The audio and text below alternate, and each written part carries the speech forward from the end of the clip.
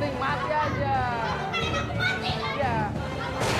Pak, Pak, Pak, Pak.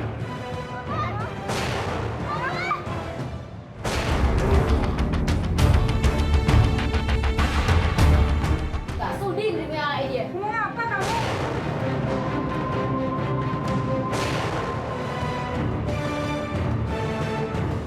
Yang penting mati aja.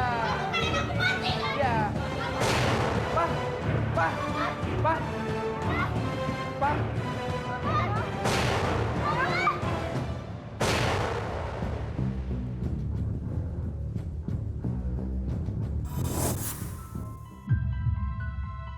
Pemirsa, dalam episode kali ini Indri, seorang mahasiswi, ingin menceritakan pengakuannya kepada kita.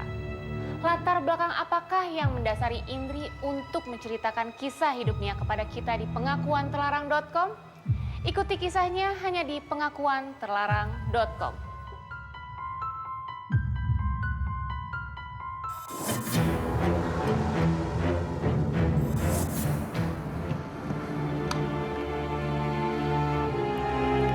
Namaku Indri. Umurku saat ini 21 tahun. Ayahku meninggal sejak aku masih SMP. Sedangkan ibuku, dia sudah menikah lagi dengan seorang duda yang bernama Om Rudi. Dia seorang direktur keuangan di salah satu perusahaan asing. Sejak mereka menikah,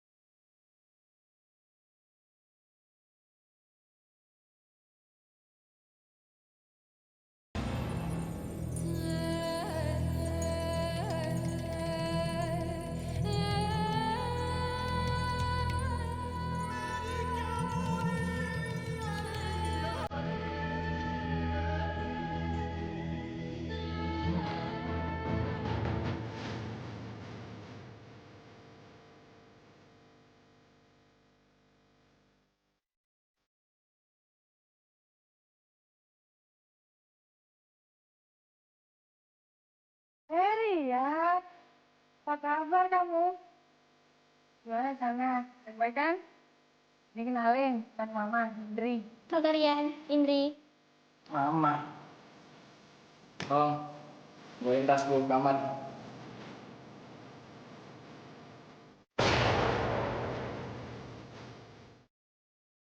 sejak awal berkenalan, aku merasa Rian tidak terlalu suka sama aku dan ibu. Aku tidak tahu apa sebabnya. Hingga suatu hari, saat Om Rudi pun sudah pergi kantor, ibu mencoba berbaik hati dengan membuatkan minuman pada Rian. Lu datang ke rumah dong. Jauh-jauh dari Amerika cuma. Bentar. Gue ada. Nih Rian, Mama buatin minum buat kamu. Diminum, Gi, biar segar. Nggak usah, baik deh. Namun, bukannya berterima kasih, Rian malah membentak ibu. Maksud kamu apa, Yan? Mama tulus kok ngelakuin ini. Alah, mama. Gue nggak punya mama kayak lo. Dan gue nggak sudi punya mama kayak lo.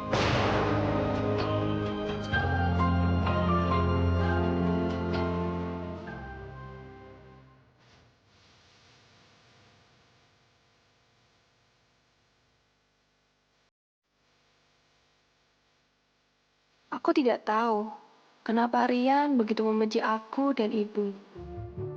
Jika ada Om Rudi, sikapnya biasa-biasa saja terhadap kami. Rian, kamu kan baru di sini. Kalau Rian perlu apa-apa, minta tolong kabarin adik kamu Indri. Jadi siapa yang nganterin katanya? Iya dong, Pak. Pasti. Kemanapun kalian pergi, Indri masih antar. Iya, Pak. Ntar kalau Rian butuh apa-apa, Rian pasti minta tolong sama Indri. Papa tenang aja lah.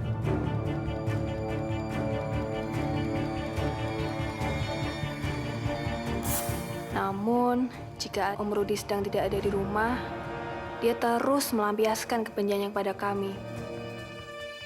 Pernah, sewaktu aku pulang kuliah, aku melihat Rian sedang...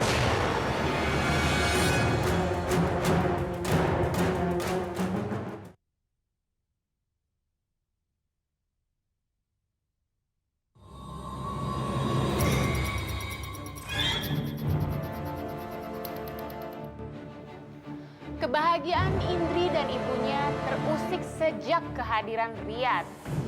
Apa yang membuat Rian begitu membenci Indri dan ibunya? Tetap saksikan kisahnya hanya di pengakuanterlarang.com. Pernah, sewaktu aku pulang kuliah, aku melihat Rian sedang mengobrak-ngabrik lemari bajuku. Aku bertanya, apa yang dia lakukan? Dengan marah, Rian mengatakan kalau ia kehilangan jam tangannya yang ia beli di Amerika. Kenapa keluar tuh bajunya Indri? Ngaku! Lo kan yang ngambil jam tangan gue. Indri nggak tahu, Kak. Jam tangan kakak yang mana sih? Maling kayak lo tuh mana ada yang mau ngaku? Kak Indri nggak tahu beneran, Kak. Ah, dasar lo maling.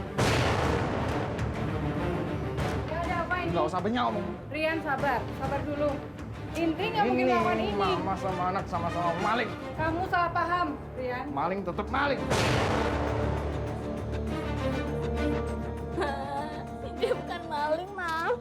Tahu, Indri. Indri nggak tahu jam kalian di mana. Indri nggak ngambil, Mam. Mama doain. Udah.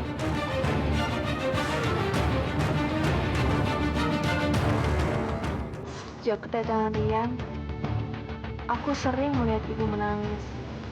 Aku tidak tega melihat ibu seperti itu.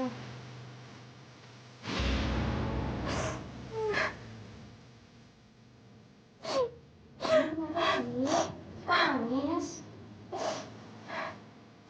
Mama sedih, Indri. Mikirin Rian.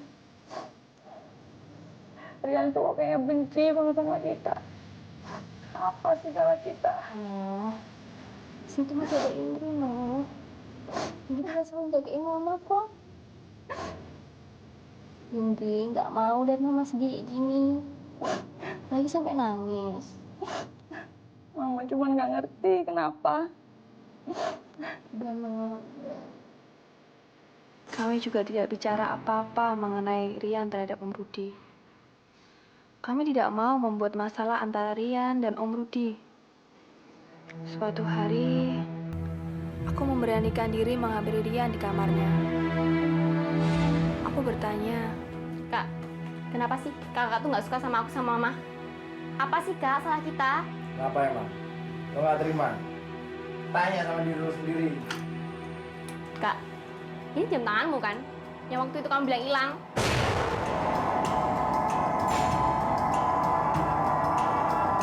Tapi ini apa? Ha? Apa? Gak usah pura-pura. Gue tuh tahu lo sama mama lo tuh sama mama licik. Jadi, cuma gara-gara jam, kamu fitnah aku, ha? Kak, aku tuh nggak ngerti ya. Sebenarnya, apa sih salah aku tuh, Kak? dia memang sengaja melakukan itu. Karena dia tahu tujuan ibu menikahi ayahnya hanya karena menginginkan harta Om Rudi. Mama lo tuh nikah sama papa. Gue tahu tujuannya. Aku tuh nggak Cuma ngerti juga, lah. Maksud kakak tuh apa, ha? Maksud kakak tuh apa?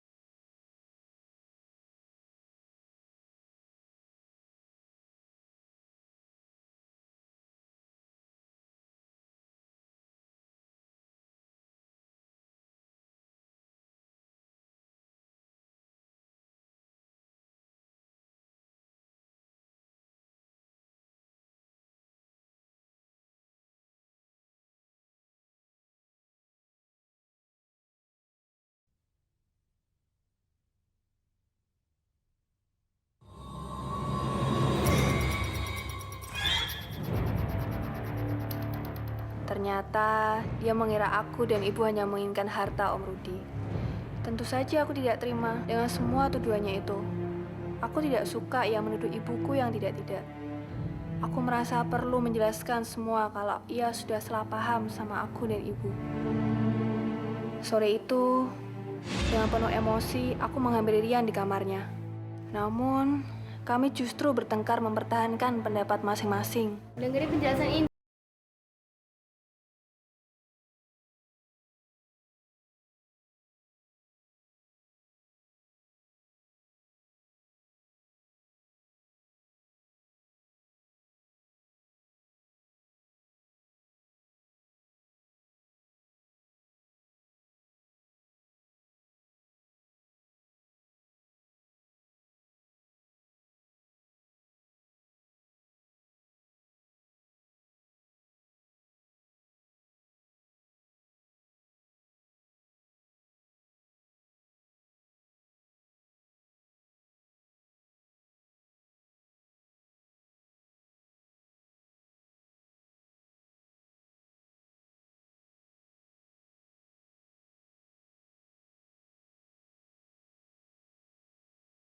Keluar dari rumah ini.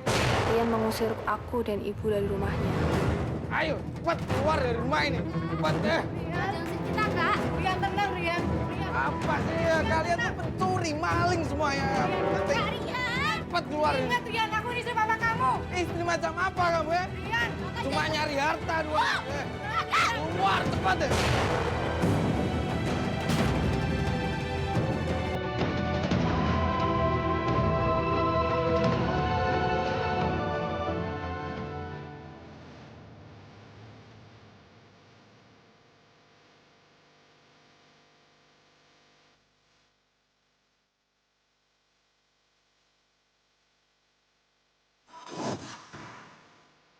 Hati Rian sudah dipenuhi kebencian terhadap ibu dan saudari tirinya. Hingga Rian tega mengusir mereka dari rumahnya. Lalu bagaimanakah nasib Indri dan ibunya?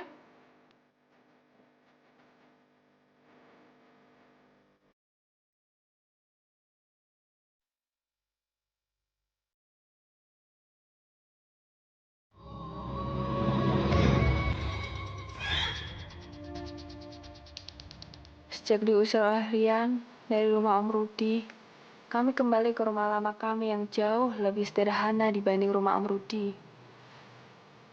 Namun, aku justru merasakan lebih damai di rumah ini karena Rian tidak lagi mengganggu kami. Sering aku melihat ibu menangis. Namun, aku mencoba menenangkannya. Aku mencoba memberi pengertian pada ibu. Kalau memang ini yang terbaik buat aku dan ibu. Ma, udah dong. Jangan mikirin Kak Rian terus. Mungkin ini yang terbaik buat kita. Toh hidup kita mah lebih senang tanpa Kak Rian. Yang selalu gangguin kita. Yang selalu hina Mama. Mama yang sabar ya. Yang penting ada Indri di sini. Yang selalu jagain Mama.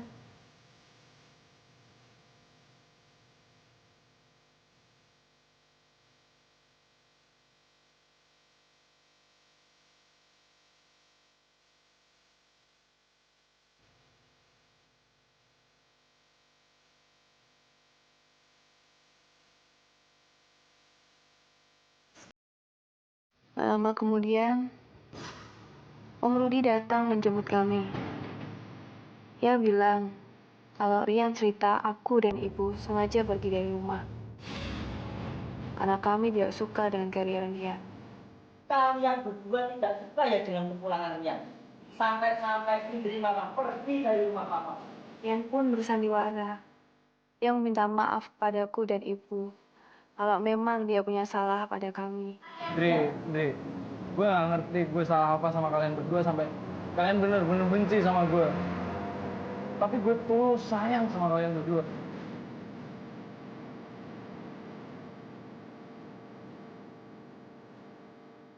Dan gue mohon, balik ke rumah. Walaupun tidak tahu apa kesalahannya, emosiku benar-benar memuncak karena kebohongan Rian. Aku pun langsung melabraknya. Aku minta dia agar jangan bersandiwara lagi. Lu tau apa sama Mama? lo sama mama lo pantas diusir. Kalian berdua tuh ngaku aja. Cuma ini ternyata papa gue kan. Dasarnya matre. Ya pengen muat ternyata papa. Rian pun emosi, hingga kami bertengkar hebat. Aku tidak tahan melihat perlakuan Rian. Akhirnya, aku masuk ke dapur mengambil sebuah pisau. Aku mengancam akan bunuh diri jika memang itu yang diinginkan Rian.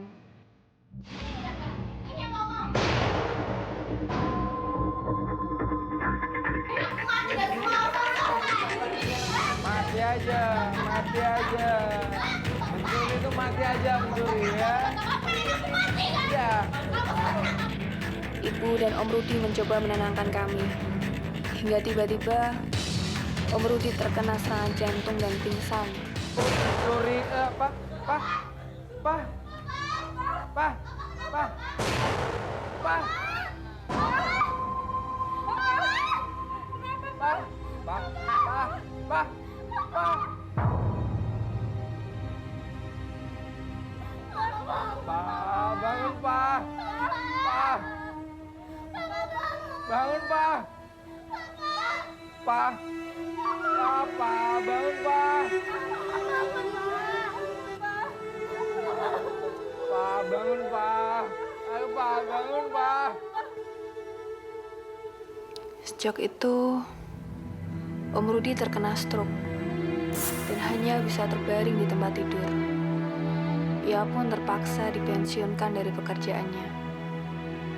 Aku dan ibu pun kembali ke rumah Om Rudi karena ibu tidak tega melihat kondisi Om Rudi dan ingin merawatnya. Walaupun kami masih harus menerima perlakuan buruk Rian,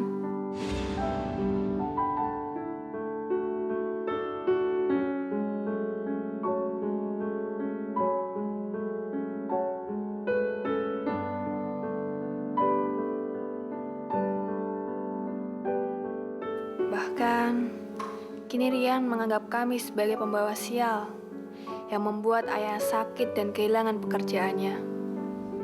Ia juga sering menuduh kami akan senang jika ayah cepat meninggal. Lihat sekarang. Lo sama mama lo tuh cuma buat sial buat keluarga gue. Papa kehilangan kerjaan. Sakit pula. Seneng lihat papa cepet mati. Tapi kak, jangan dulu kak. Kalian.